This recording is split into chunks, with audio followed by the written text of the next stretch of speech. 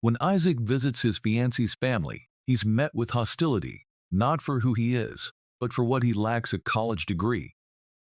Things take a dark turn when his future father-in-law berates him and even insults his family. Just as the situation spirals out of control, someone unexpected arrives, and the power dynamics shift dramatically. What happens when the true identity of Isaac's family is revealed? And who will stand up for him in this intense confrontation? You won't believe how it all unfolds.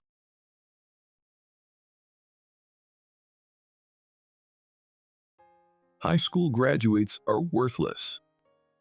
A member of the Davis family can't be without a university education. How could we present that to society? There's absolutely no such thing as being worthless. My brother worked so hard for me. A decent parent would never think of sending their child into the world with only a high school diploma. Barely finishing high school? Raised by such shameless parents, no wonder you're shameless too. So what if your brother worked hard? That's just your subjective opinion. Objectively, it's worthless. You can say whatever you want about me. But please, don't insult my parents and brother. I was about to marry a woman who was a doctor. However, when I went to greet her parents, her father learned that I was a high school graduate. He started vehemently opposing our marriage, saying it would disgrace the family. In his rage, he began insulting not only me, but also my parents and brother. Then my brother, who arrived late, heard the rude words of my future father-in-law and became furious. The father-in-law, who had been one-sidedly insulting me, turned pale when he recognized my brother's face and began to regret his words. Still, he refused to apologize to me, but the most unexpected person exploded with emotion, leading to a surprising turn of events. My name is Dylan Thompson. I work in the sales department of a company that sells medical equipment. I am 28 years old and currently busy with wedding preparations and work. My fiancée is a woman named Grace Davis, who is a year younger than me. Grace has just turned 27 and already runs her own hospital as a doctor. In America, you can obtain a medical license from the age of 24, and a 2-year internship is mandatory. Therefore, becoming a doctor at this age is an exceptional career speed. Typically, doctors open their own practice after 40, and even in their 30s, it's considered quite early. Grace becoming a doctor at almost the minimum age had special circumstances. Grace's family had produced many doctors since her great-grandfather's time, and they were well-known local figures. Her father and grandfather are also doctors, and she grew up in an environment surrounded by many relatives who are doctors. Naturally, Grace thought she would also become a doctor when she grew up. It's not just a matter of wanting to become a doctor. Grace had the intelligence and mental strength to endure the difficult studies and training. With her innate competitiveness, Grace consistently achieved top grades in medical school and was expected to have a bright future. She bore the expectations of the Davis family to further enhance their honor. There were various circumstances that led to my marriage to Grace, a brilliant figure, despite me being just a regular office worker. I first met Grace when I visited her hospital for a sales job of medical equipment. Even shortly after opening her practice, Grace was highly regarded for her surgical skills and had the demeanor of a doctor with decades of experience. In person, Grace was strict and uncompromising in her work, not allowing vague answers, but she did not use her family's influence to intimidate others. She treated everyone with a flat attitude and quickly trusted those who dealt with her sincerely. Grace's natural beauty also made me secretly look forward to visiting her hospital for work. But Grace was an important client, and I never acted beyond my professional duties. Our relationship changed when a severely injured girl was brought to Grace's hospital after an accident. The middle school girl had been hit by a car that jumped onto the sidewalk during a holiday outing. Although her life was not in danger, she had injuries that could leave lasting damage to her limbs. Grace successfully performed emergency surgery, but the damage to her legs was severe, and depending on her recovery, she might face lifelong difficulty walking. Grace did everything she could to ensure a perfect rehabilitation system for the girl. Seeing her efforts, I offered as much support as possible from my medical equipment company, searching for the best rehabilitation equipment for her. The car that hit her was modified to be low, causing severe damage below her knees.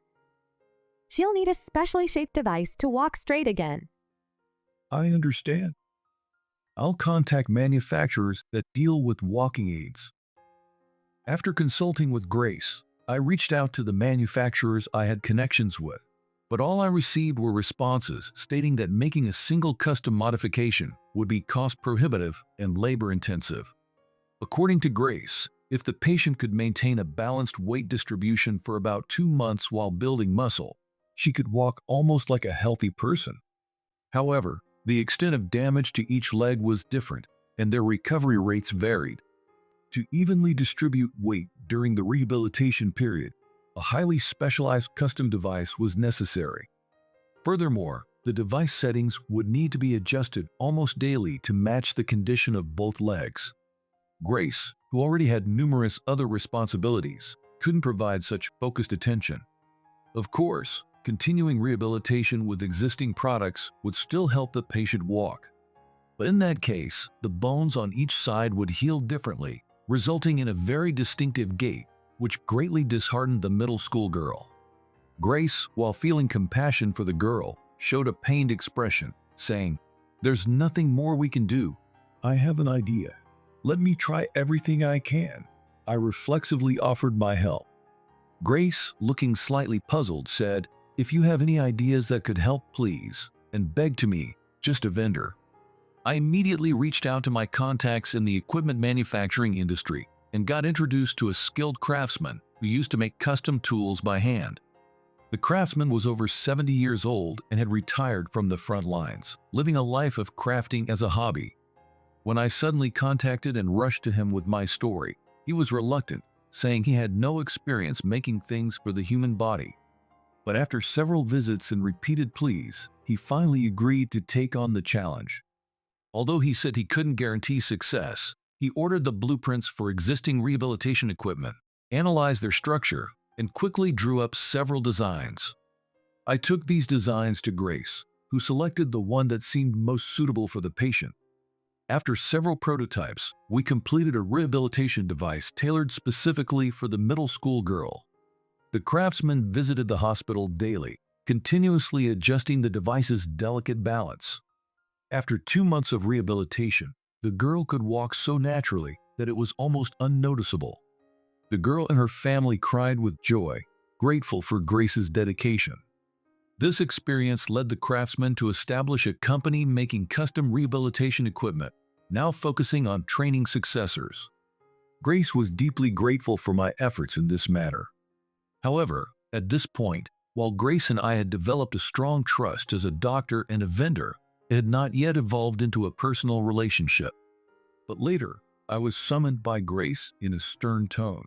"Dylan, you hid something from me about the rehabilitation equipment development, didn't you?" The patient has already recovered and been discharged, hasn't she? What are you talking about now? "It's not about the patient. You paid all the development costs for the equipment out of your own pocket, didn't you?" Well, yes. The company was slow to act, so I had to move on my own. It was hard to request reimbursement from the company. "Why did you do that? You should have charged all the expenses to us." Well, it was an unprecedented case, and while I was figuring out how to handle it, things just progressed. "I just learned about the amount today. When I contacted the craftsman because the bill was too low, he said that all the development costs and his fees had been paid in cash by you, Dylan." Well, I never ended up telling the company about it. Even if I did, I knew they would reject such a one-off project as not worth the effort and cost. "So in this case, you only billed for the final product, and you paid all the development, prototype, and daily adjustment costs yourself." Yes. "Why didn't you tell me? Did you think I would be stingy with those expenses?" No, that's not it. "Then why?" I thought if we estimated the costs up front, the patient herself would have stopped it. "What?" To be honest, the patient's parents weren't financially well off. If we gave them a proper estimate, the parents might have agreed, but the patient would have refrained and said she would stick with existing equipment. But you didn't know the patient at that time, did you? You had told me a bit about the patient's behavior, so I could roughly guess her personality. I figured that if the costs were high, she would quietly give up. So I couldn't present the full costs. Did you take out a personal loan or something? Believe it or not, I'm frugal. I've been saving for 10 years since becoming an office worker, so I had some savings. You've lost weight recently, haven't you? Your face looks thinner. Well, I've been a bit busy lately. Don't underestimate a doctor's eye. Your skin is rough. You haven't been eating properly, have you? Grace's words hit the mark. Since getting involved in this matter, I had spent all my savings and most of my salary. I had only been eating one meal a day, usually plain pizza. When Grace found out, she forcibly took me out for a luxurious meal. She also got my apartment address from me and sent a large amount of food the next day. Later, she made me confess the total amount I had spent and even offered to reimburse me. But I insisted that it was something I wanted to do, and I refused to take the money. Grace wouldn't give up either, and we argued for days over this burden. It must have looked strange from the outside, as we were arguing over who should bear the cost, with both of us insisting on paying. Eventually, I agreed to accept half the amount, and Grace reluctantly conceded. Through this debate, I began to feel attracted to Grace's straightforward nature, and she seemed to appreciate my earnest attitude. Later, when I visited Grace's hospital for work, she asked me out when we were alone. Even then, I tried to refuse, saying our family backgrounds were too different, but Grace dismissed that as old-fashioned thinking, and we argued extensively, but I eventually gave in. Soon after we started dating, I stopped noticing the differences in our social standings. Within 6 months, we decided to get married. One day, I was taking Grace to meet my only family, my brother Hudson. Our parents had died in a car accident when I was still in elementary school. Hudson, 9 years older than me, was a university student at the time. Despite his busy studies, he worked part-time jobs, using both his earnings and our parents' savings to get us through tough times, and supported me until I graduated high school. To me, my brother was like a parent. When I told him I was getting married, he was very happy. However, when he learned that my fiancée was the daughter of a famous local doctor family, he became a bit cautious. Of course, I'd like to welcome her with open arms, but with her being from such a notable family, won't there be some difficulties? I'm old enough and have seen a lot. I understand what you're saying, but Grace understands me deeply and still wants to be with me. I'm sure you'll understand once you meet her. Well, if you're determined, there's nothing I can say. All right. I'm looking forward to meeting Grace. Hudson has always been cautious, and after our parents died, he became even more so after dealing with various adult schemes. Still, he sticks to the idea that no matter who it is, I won't form a preconceived notion until I meet and talk to them. Because of this, I believed that once he met Grace, everything would be clear. To cut to the chase, Hudson's meeting with Grace went exceedingly well. Grace confidently told my brother that she wanted to marry me, and my brother immediately accepted her, welcoming her with a smile. I heard about you from Dylan. You've been like a parent to him since your parents' accident. I provided some financial support, but I wouldn't call it being a parent. Dylan is strong-willed. He grew up just fine without me doing much. I see. I've seen Dylan's inner strength too, many times. He's quite stubborn once he decides something. It's been tough. Grace said this playfully, and Hudson quickly responded, I'd love to hear more about that. I've been looking forward to hearing why someone of your standing decided to marry Dylan. Haven't you told your brother about us? I only know that you became close through work, but Dylan never shares the details. Once he decides not to say something, he won't easily confess. I figured I had to ask you, Grace. Dylan, you didn't need to hide it. I didn't mean to hide it. I just didn't say because no one asked. Dylan always evades and ends up saying nothing. Yes. Even when he started talking to me honestly, he was always like that. The more important the matter, the less he speaks openly about it. Please tell me about that turning point. Sure. Grace then told Hudson about how I went all out to help the girl with her rehabilitation and later clashed with her over the money issue. By the time she finished, Hudson was laughing heartily. I see, Grace. You seem to understand Dylan's inner self very well. If you wish to marry him, there shouldn't be any problems. Yes, I've never met anyone as honest and straightforward as Dylan. But Dylan, you did go overboard. Hearing about a car accident victim, you must have felt compelled to help.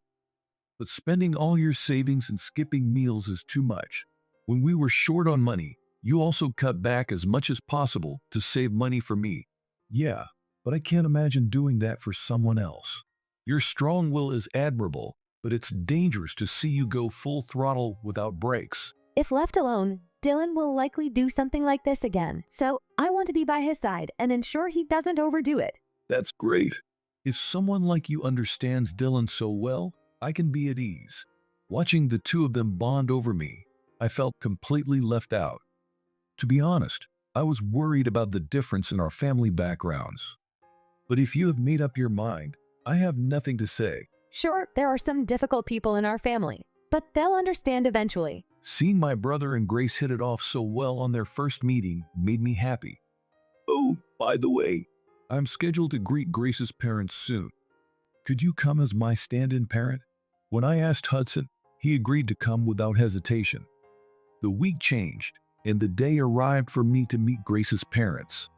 I was extremely nervous about meeting them, but I steeled myself, determined not to show any weakness in front of Grace. It was my first time visiting Grace's home, and I was overwhelmed by its grandeur. A majestic house that could be called a mansion stood on a hill, surrounded by an even larger estate. For the first time in my life, I saw multiple people working in roles called housekeepers.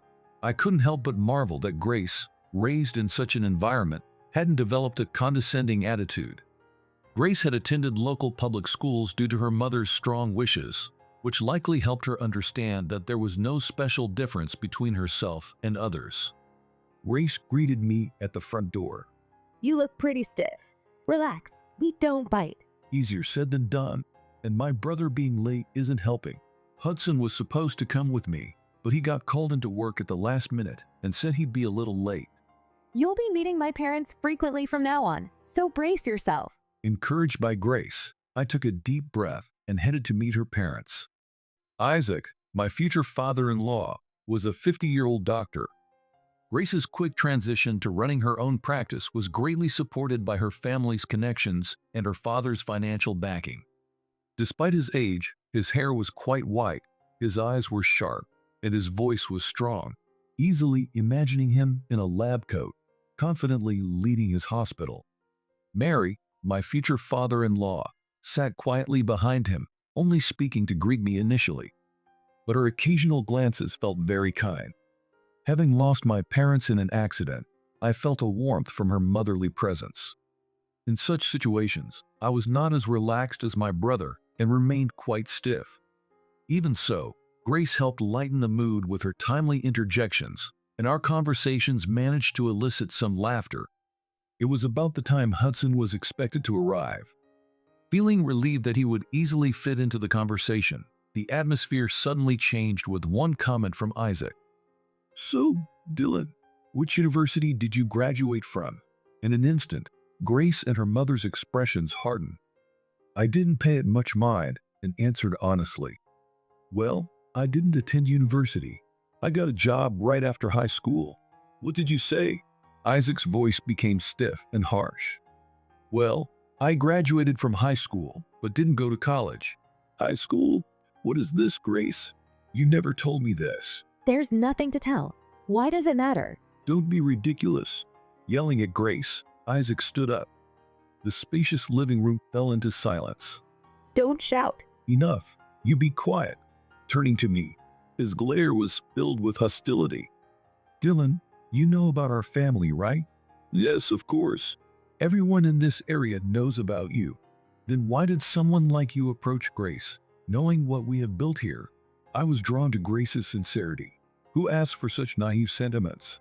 I'm asking why someone without the right status or background would dare to court Grace. Dad, don't talk like that. I said be quiet, Grace. I understand your point. I also thought at first that the difference in our family backgrounds might be too great. But you felt the difference and still thought your personal feelings could bridge that gap. I was cut off by a sharp rebuke. Don't think you can fool me with some cheap words. Grace is not just any person.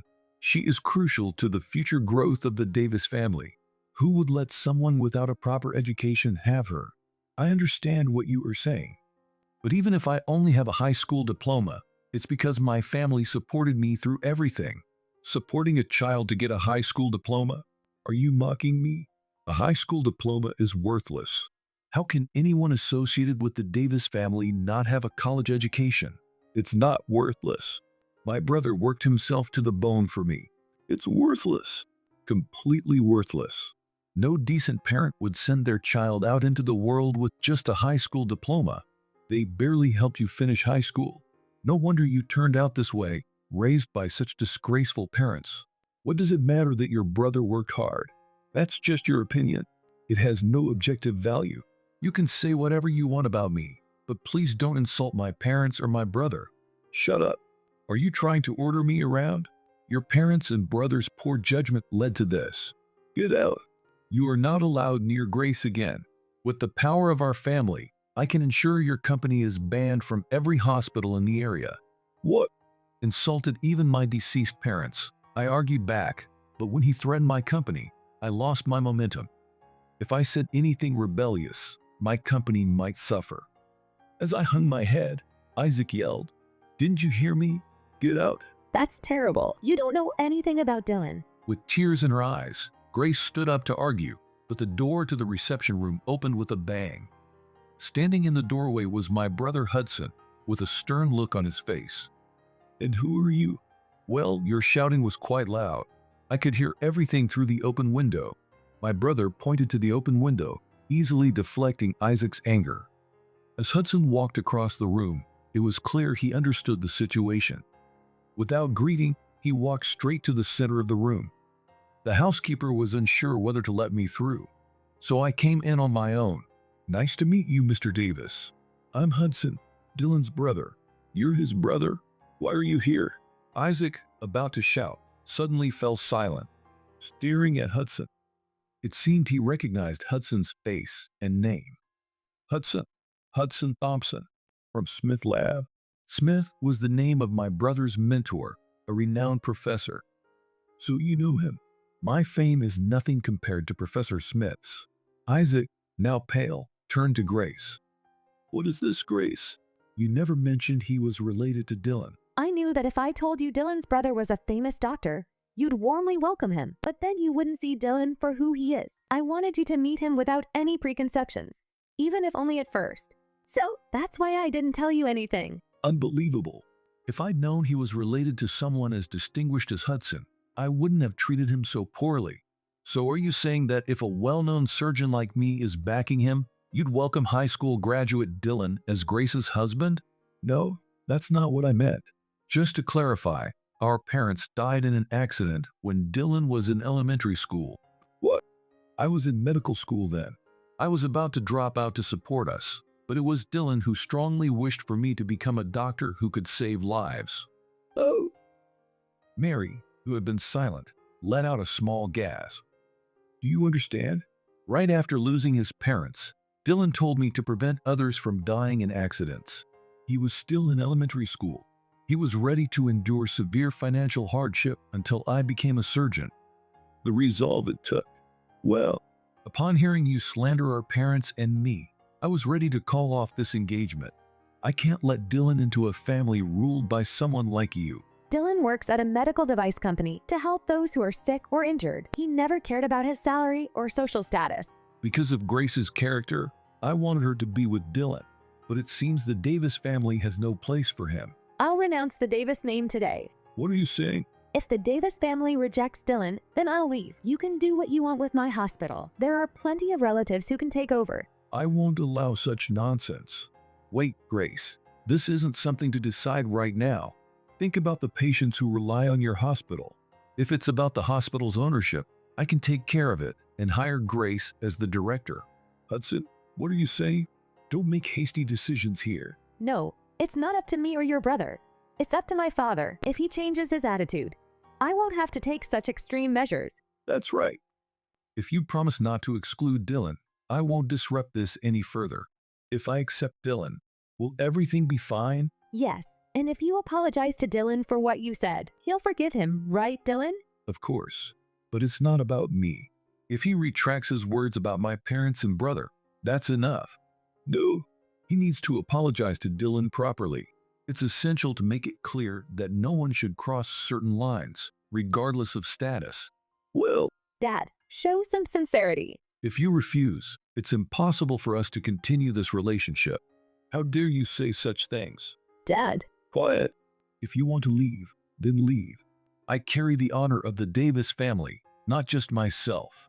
No matter what you say, I can't apologize to someone who didn't even attend college. I stood up in silence. I couldn't bear to hear any more of Isaac's words. Without thinking, I started walking towards the door to leave. At that moment, That's enough. the usually quiet Mary raised her voice for the first time. Both Isaac and Grace looked at her in disbelief. Honor of the Davis family, you say? You're always talking about the family. The family. I've endured it since our marriage, but I've reached my limit. What are you saying all of a sudden? Shut up, you disgrace. If Grace leaves because of you, then I'll leave with her. You can stay here alone and protect your precious family honor. It's often said that calm people are the scariest when angry. But perhaps this Mary had never shown such anger since their marriage. Even the strong-willed Grace was stunned, unable to do anything but watch. But the most shocked was Isaac. Just moments ago, he had refused to apologize to me, even if it meant Grace leaving, even if pressured by my brother. Now he looked like a scolded child, frightened. You don't have to leave, do you? Have you ever thought of me as an equal? You've always looked down on me. I endured it for the sake of family peace. But rejecting such a devoted man, Grace brought home, and then severing ties with her. I'm not going to stay silent and endure that. I've reached my limit. Wait, please, calm down. Isaac clung to Mary, completely flustered. When I averted my gaze, I met the eyes of my brother and Grace, who also looked awkward. With the focus of the conversation suddenly shifting between my in-laws, the discussion about whether Isaac would apologize to me was left hanging. Reluctantly, my brother and I stepped outside into the garden, waiting for Grace to calm Mary. Ignored by Mary, Isaac wandered aimlessly around the room, looking lost. In the end, my brother and I promised the now calm Mary that we would come back another time for a proper introduction, and left. Eventually, Grace and I were able to get married as planned. The fear of Mary's wrath seemed to have silenced Isaac, who never again criticized my education or objected to our marriage. Grace has not withdrawn her statement that she would relinquish her position as the head of the hospital whenever her father commands. If that happens, my brother may end up buying the management rights of Grace's hospital, but that's just a legal matter and not yet decided. Grace remains nominally part of the family, but is emotionally detached, gradually distancing herself from relatives who prioritize family unity over all else. Though Isaac certainly dislikes the situation, he refrains from attacking me, knowing Grace would immediately declare estrangement. If Grace cuts ties, Mary is prepared to divorce him immediately. Having never imagined life without Mary, Isaac now lives cautiously, constantly trying to stay on her good side. What will happen to my in-laws, I don't know, nor do I think there's anything I can do. My pride lies in the fact that Grace and my brother help people suffering from injuries, and my only wish is to support them as best as I can. To do that, I will accept and do whatever I can, just as I always have. At a company Christmas party, things take a dark turn when Laura, Thomas's vindictive boss, drenches him in front of everyone, humiliating him with harsh words. Just when Thomas seems completely defeated, someone unexpected steps in, turning the tables in a way no one could have predicted. Who is this mysterious ally, and how will they change the course of Thomas's fate? Don't miss this intense showdown and the surprising twist that follows.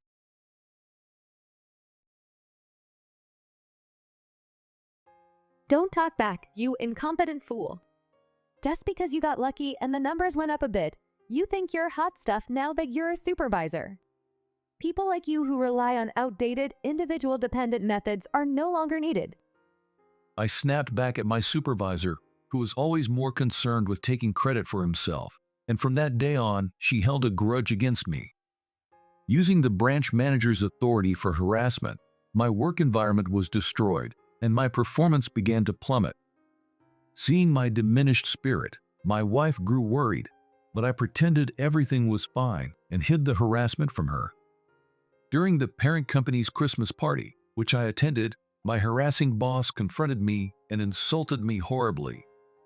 As I tried to endure it, my wife, who had secretly come to the party to check on me, stepped in front of my harassing boss.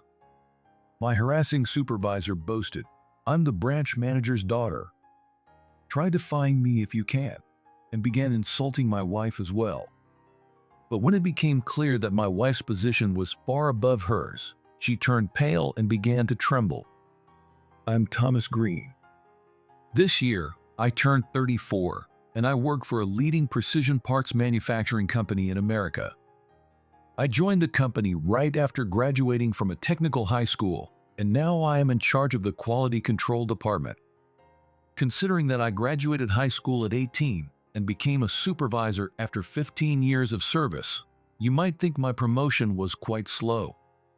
But in our company, which processes precision parts, the awareness of quality control is extremely high, and becoming a site supervisor is actually not an easy feat. Before explaining that situation, let me tell you about my life up to now. I was born into an ordinary office worker family and attended public elementary and middle schools. However, shortly after I entered middle school, my father's company went bankrupt due to the recession, and our family's financial situation worsened rapidly.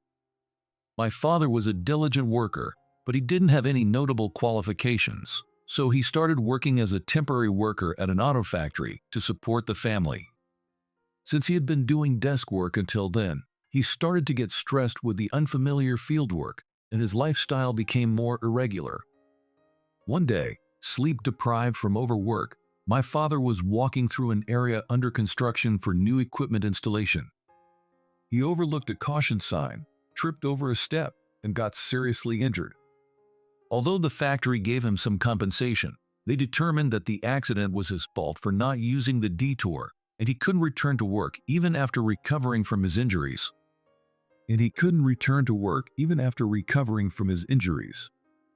At that time, my mom was working at a nearby supermarket, and after my dad got injured, she started working night shifts to support the family. Eventually, my mom, like my dad before her, began to get stressed from overwork, and she would fall asleep unexpectedly even while doing household chores. Once, while handling fire for cooking, my mom dozed off, and it was only because I was nearby to turn off the stove that we avoided a disaster. It could have easily turned into a fire.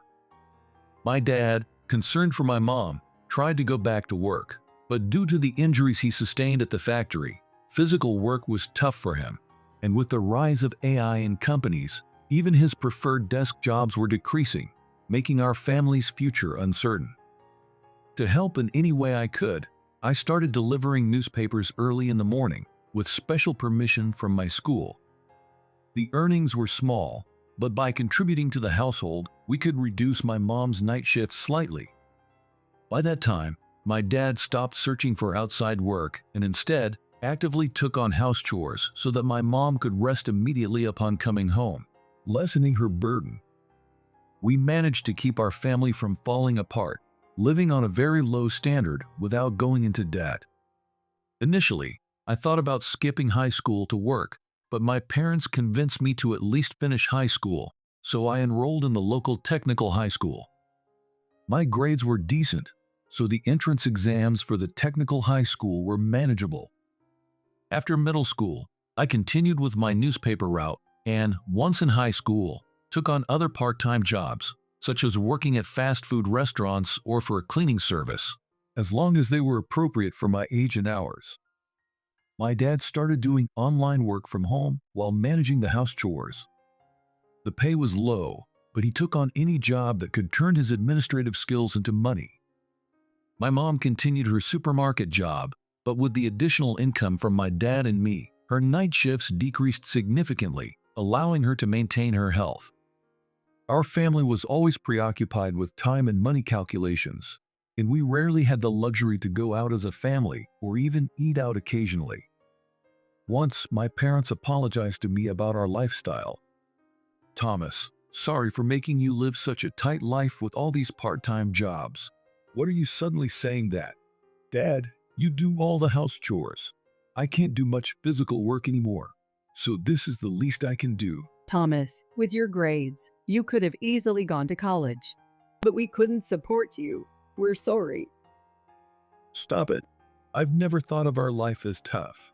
Both of you have always worked honestly without cutting corners or exploiting others. Well, we didn't have much else going for us. Don't say that. Nowadays, some people think that a life where you cheat to make money is better, but I don't like that. Thomas, No matter what anyone says, I know how hard you both worked, and I'm proud of it. I'm not ashamed at all. I'm grateful to you both. So please, don't apologize. When I said that, it seemed to alleviate a lot of the guilt my parents felt towards me. Looking back, it's surprising how mature I sounded as a high schooler, even if it was a spur-of-the-moment thing. But because these were my genuine thoughts, I could articulate them quickly, and I believe I had already established the fundamental parts of my worldview back then. So I graduated from high school. Around that time, the company I work for now decided to build a factory alongside a branch in my hometown, and I applied, getting hired as a field worker. This company is well known nationwide and offers good benefits, so even as a high school graduate working locally, the pay was much better than other local jobs. My mother could cease working night shifts totally if I brought home a significant income, and we could even be able to restore our old house. With these realistic goals in mind, I threw myself into my work after joining the company. While other high school graduates who joined with me spent weekends hanging out or engaging in workplace romances, I focused solely on my job. I always liked detailed manual work, so my work efficiency was very high, and I quickly gained recognition, leading to increased pay. Seeing that working hard could increase my income motivated me even more, and I concentrated even harder. My fast and high-quality work, with almost no defective products, made me a standout even at the headquarters. In the summer of my second year with the company, a delegation led by the head of the quality control department from headquarters visited. When they came to my work area, they watched my work for a while and then asked to speak with me privately. I met with the head of quality control from headquarters, who praised my ability to balance speed and quality in my work. Until then, I had always been conscious of my work speed, but hadn't particularly focused on quality. However, the delegation wanted to know why my defect rate was extremely low, asking detailed questions about my thought process and focus at each stage of the work. At that time, I didn't give any particularly unusual answers. Maintaining my health to keep my senses sharp, cleaning my work area before and after the morning and afternoon shifts, regularly inspecting and maintaining my tools myself. That's what I think I said. The delegation seemed to expect specific points to focus on for each task, so they were disappointed with my answers. However, only the head of quality control noticed my seemingly mundane answers and said, "I want to test putting you in charge of quality control for this department." This idea was apparently a sudden inspiration from the head, so it wasn't decided on the spot, but after some discussions at headquarters, it was decided to test it by assigning me 2 workers and observing how I managed. Suddenly, being told to supervise 2 older workers confused me, but since I was already friendly with them, they followed my instructions without worrying about the age difference. That said, my main advice was to avoid staying up late and get proper rest, eat well, take care of the tools, and clean frequently.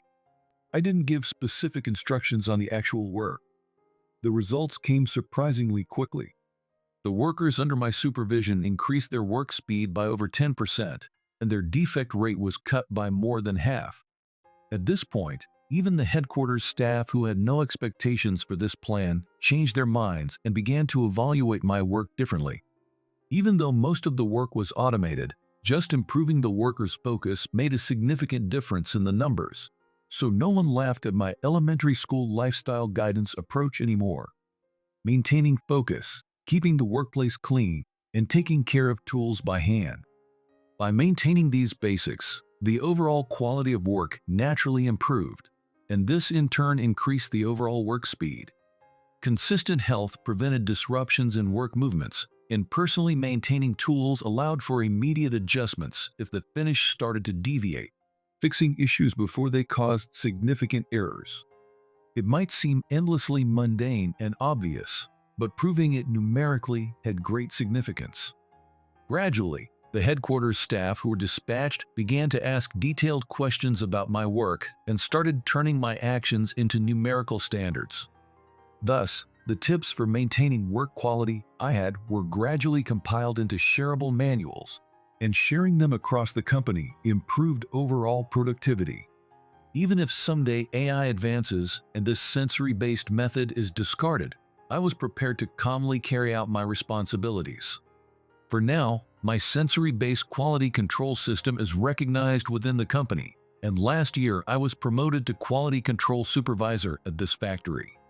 In this company, the position of site supervisor is as powerful as a director on the field.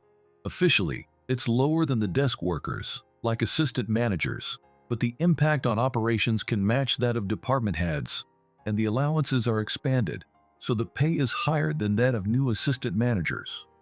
When I said being a quality control supervisor wasn't considered a slow promotion here, it was based on these circumstances.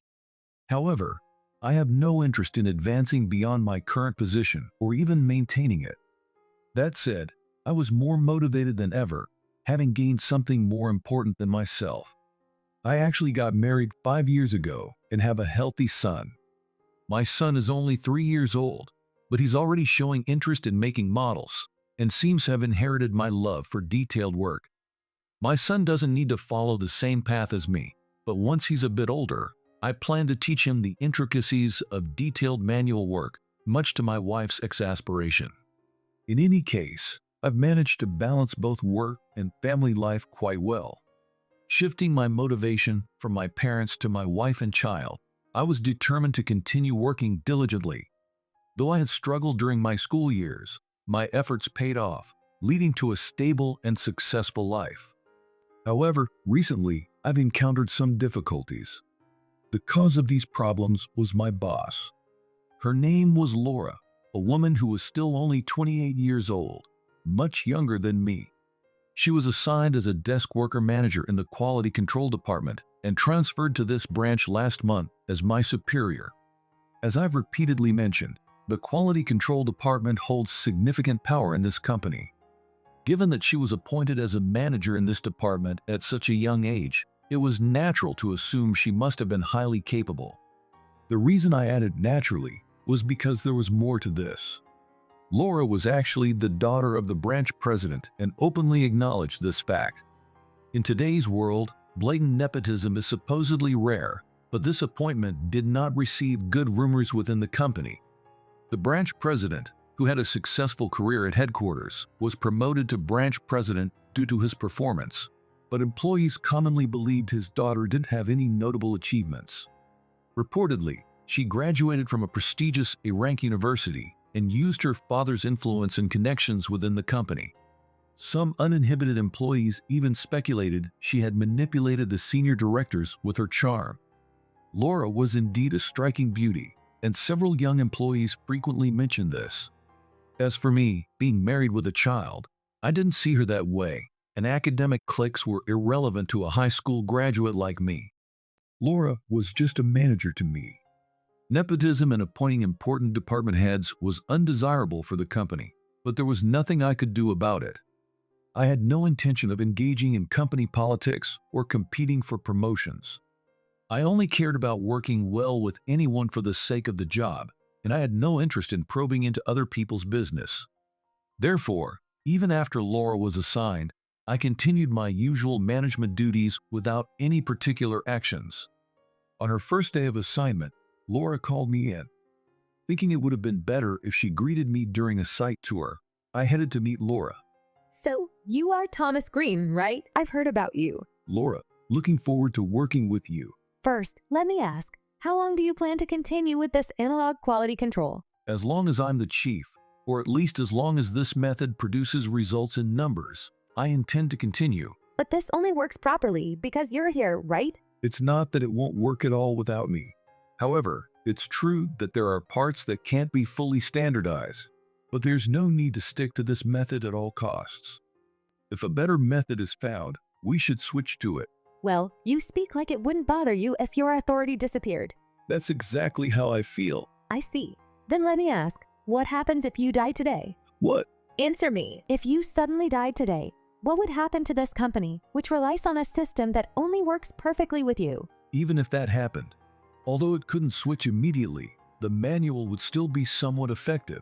So while maintaining that, we would search for an effective management method. As I answered, I felt something strange about Laura's calm question of what would happen if I died today. Thank you for the model answer, but that wouldn't help the company management, would it? Are you saying I should change the quality control method? I'm not saying that, but I think systems that rely on specific individuals should be replaced with permanent ones as soon as possible. You mean you want to purify the system so that it produces the same results regardless of who is involved? That's right. Hey, what's the basic principle of quality control? I don't think it's necessary to talk about that now. Just answer. Surprised by Laura's sudden angry outburst, I reluctantly answered. To consistently maintain stable quality, foresee internal and external changes, and take measures, and constantly improve the quality base. Well, I see even a high school graduate can memorize those principles. Being blatantly discriminated against for my education, after being asked what would happen if I died today, I understood Laura's character. Honestly, she was the worst kind of person to have as a boss. But since I had no power to choose my superior, I had to find a way to get along. However, even in this situation, I had no intention of flattering Laura to improve my standing within the company. More importantly, being dragged away from the field to deal with such nonsense was painful. Can we get to the conclusion? What did you say? You've been discussing general theories that aren't necessary for my current work, and I don't think it's something I should stop my fieldwork to answer. The quicker you get to the point, the sooner I can return to the work. Are you saying my talk is pointless? My job is field quality control. Even if we discuss work theories here all day, the defect rate won't decrease, it'll increase. If you have a reason to continue this, please say it, because at this moment, you are only harming the company's profits. You, insolent high school graduate. Do you know who I am? I wasn't trying to attack Laura, just stating what I honestly thought. But even that was enough to strip away Laura's thin facade. Glaring and half standing from her chair, Laura, breathing heavily, said, Fine, get lost. You'll regret this later. It was clear that she intended to retaliate against me later, but I couldn't bring myself to flatter Laura just to avoid it. Even if problems arose later, I would deal with them then. I decided that and returned to the field to continue my work. Immersed in the tension of the field work, I completely erased Laura from my mind and focused on my job. I realized just how much I loved my job. And from the very next day, Laura's attacks on me began. I expected some level of harassment, but her relentlessness exceeded my expectations. First, she conducted surprise inspections of my department, checking each process and causing delays. The delays forced me to ask the workers to work overtime, lowering the profit margin of my department. She also ordered that the cleaning and tool checks I insisted on before and after work be reduced to once every 3 days, calling them unnecessary. The workers, who understood the importance of these tasks, flooded Laura with complaints, and she soon retracted her order. However, Laura wrongly assumed that I had instructed the workers to complain, and she reported this to the upper management out of spite. As a result, I was summoned to headquarters multiple times to explain myself, which took me away from the field frequently. During branch meetings, Laura would nitpick every time I voiced an opinion. My well-reasoned suggestions were supported by some members, but they soon became targets of Laura's harassment and backed off. To Laura, this might have been a game, a way to conquer my territory using various tactics. To me, it felt like an overwhelmingly powerful enemy suddenly appeared, using money, strategies, and threats to forcibly take away the territory I had worked hard to expand. There was no place for me to appeal this unfairness. I had accepted that not engaging in company politics might put me at a disadvantage, but I was determined to focus on fieldwork. However, being attacked so blatantly and unfairly in such a short period destabilized me. I used to wake up early even on weekends and play with my son all day, but now I couldn't get up until almost noon, and I couldn't play with him for long. The other day, I got annoyed when my son followed me around wanting to play and told him, "Go play by yourself," a bit too harshly. Surprised by my rare scolding, my son ran to my wife Amy, crying. Amy was surprised that I had taken out my frustration on our son for the first time and asked me, "Is something wrong?" after putting our son to bed. Amy is a very calm person, and even when I occasionally lost my temper, she never responded with anger. She would calmly ask if there was a reason for my emotional outburst and try to find a solution through dialogue. At that time too, instead of complaining to me for being harsh on our son, she gently asked why I had acted so out of character. If the cause of my stress had been something personal, I would have honestly confided in Amy.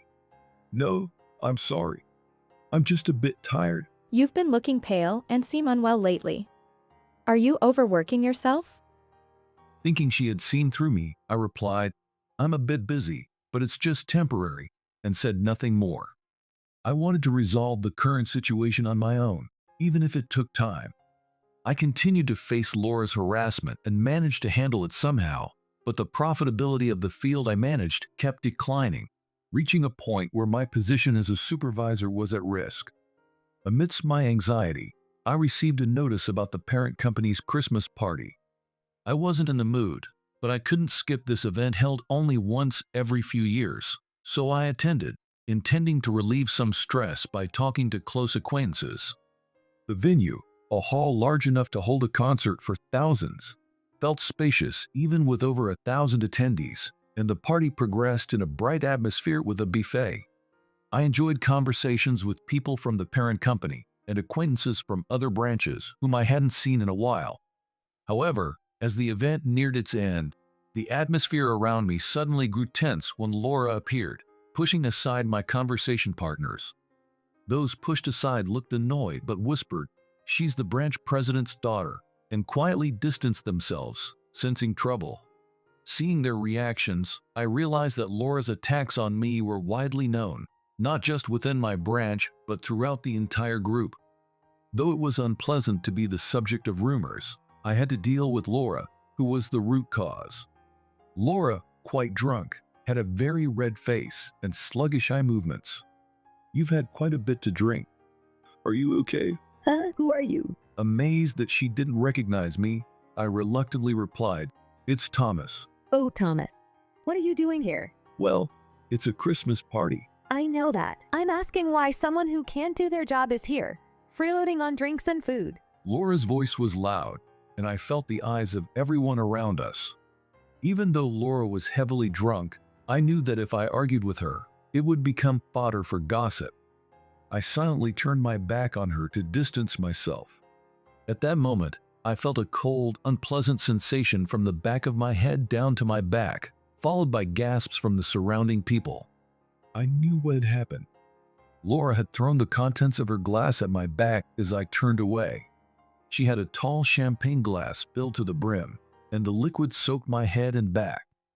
As I stopped, Laura quickly moved in front of me and grabbed my collar. Hey, Don't you turn your back when your superior is talking. This is going too far." Don't talk back, you incompetent fool. Just because you got lucky and the numbers went up a bit, you think you're hot stuff now that you're a supervisor. People like you who rely on outdated, individual-dependent methods are no longer needed. Now the area around us was silent, and everyone's eyes were on Laura and me. I heard someone say, "This is too much. Someone stop her." But then another voice said, "That's the branch president's daughter. If you interfere, you'll be next." And the area fell silent again. Do you remember remember acting all high and mighty on your first day? Watching your downfall since then has been pitiful. With all the trouble you've caused, your precious profit margin is just slightly above average now. By next year, I'll replace you and your individual dependent quality control system with my new plan. Then you'll either be demoted or kicked out. You should start looking for a new job now. I couldn't bear to listen to Laura's insults any longer, but my focus was no longer on her. Instead, my attention was drawn to a woman in an elegant dress who appeared from the crowd behind Laura. It was my wife, Amy. Amy, now 32, still looked as youthful as ever and maintained her figure. She looked stunning in her dress, drawing all the eyes that had been on Laura's disgraceful display. Laura noticed the crowd's attention shifting behind her and turned to face Amy. You're Laura from the Quality Control Department, right? Who are you? If you're just a bystander, stay out of this. This man might be your subordinate, but publicly insulting him and pouring alcohol on him is unacceptable. Amy's voice was calm, but carried a chilling anger I had never seen before. Even I felt intimidated by her tone, so it was no surprise that Laura, clearly rattled by the sudden appearance of a formidable opponent, tried to regain her composure by raising her voice. What? Who do you think you are? An old woman suddenly complaining? Do you even know who my father is? He's the branch president, and I'm a manager here. This man is my subordinate. It's his fault that our performance has been dropping recently. What's wrong with scolding the cause of our company's declining profits at a Christmas party? If you keep complaining, I'll treat you the same way. Amy's cheek twitched slightly at Laura's outburst, but she soon responded with a charming smile. In any other situation, it would have been a very attractive smile, but there seemed to be an invisible energy emanating from Amy, causing the people around to avert their eyes. Then I heard someone say, "Isn't she the CEO's daughter of the parent company?" This whisper quickly spread among the crowd, with more murmurs following. "Isn't she the CEO's daughter? Yeah, Laura is the branch president's daughter. Everyone knows that. No, not her. The one in the white dress. She's the daughter of the parent company's CEO. What? No way. Seriously? She is indeed the CEO's daughter. Even though she's on maternity leave, she still holds a director's title at the headquarters. Oh man, if she's a director, Laura's in deep trouble. Indeed, Amy is the daughter of the president of the parent business where I work, and despite being on maternity leave, she remained a director at the headquarters. I met Amy when my quality control methods gained company-wide attention, and she came to inspect the field. As I answered her numerous questions, we grew fond of each other, began sharing information beyond work, and naturally started dating, eventually getting married. We had a small family-only wedding and kept Amy's position a secret from my colleagues. We wanted to avoid any consideration or political maneuvering at work. Regarding the trouble with Laura, if I had consulted Amy from the beginning, she could have intervened with the overwhelming authority of the parent company. However, I didn't want to burden Amy with such things. But seeing my recent drastic change, Amy, convinced that the cause was work-related, decided to act directly when I wouldn't answer her questions. Hearing the whispers about Amy, Laura's face suddenly looked uncertain, and she glanced around nervously, listening to the murmurs. When she realized that Amy's position was far stronger than hers, Laura's face quickly turned pale. Seeing Laura's face go from beet red to pale blue in seconds, I thought, people's faces really do change color like in cartoons. Amy neither confirmed nor denied the whispers, but she spoke calmly to the now intimidated Laura. Do you know why Thomas cleans the site thoroughly before starting work? It's not just to keep dust off the products, it's a sign of gratitude and respect for the place. And why do you think he maintains his tools himself? Well, It's not just to keep them sharp, but to show gratitude and respect for the tools. And finally, after expressing gratitude to the place and the tools, what does Thomas do?